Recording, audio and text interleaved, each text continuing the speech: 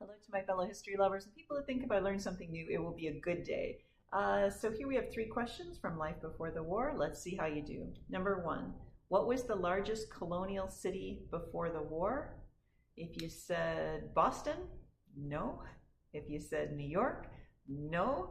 Actually, I thought those two, but it's actually Philadelphia. And I visited this past fall and loved it. So much history there. It's amazing. Number two, several years before the war started, 5 demonstrators in Boston were killed by British troops. What is this event known as? Boston Massacre. But what I think is just as interesting, if not more so, is that our second president, Adams, defended the British in this situation.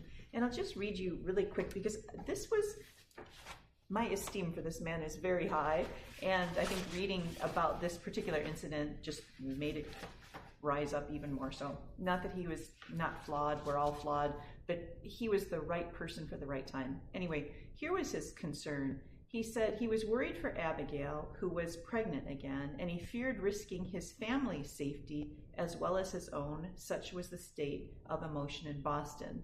However, he believed that no man in a free country should be denied the right to counsel and a fair trial, and convinced on principle that the case was of the utmost importance, his duty was clear, that he would be hazarding his hard-earned reputation and, his words, incurring the clamor and popular suspicions and prejudices against him was obvious, but he felt this duty that he had to make sure these men got a fair trial, and he basically succeeds.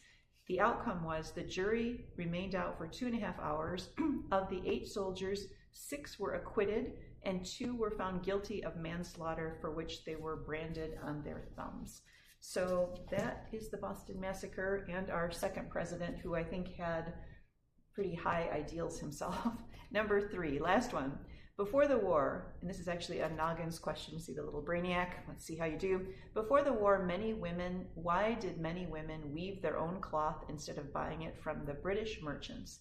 And the answer is to boycott British goods and British merchants. Anyway, thank you for letting me share. I will see you tomorrow.